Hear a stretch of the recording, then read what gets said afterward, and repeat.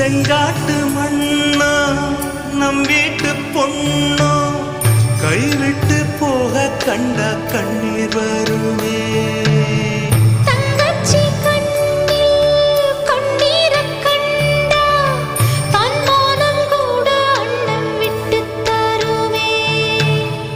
பந்தத்தை மீறி போக சக்தி இல்லையே, பாசத்தை பங்கு போட பட்டா இல்லையே, வேருக்கு இழகி போச்சு வெட்டு பாறையே.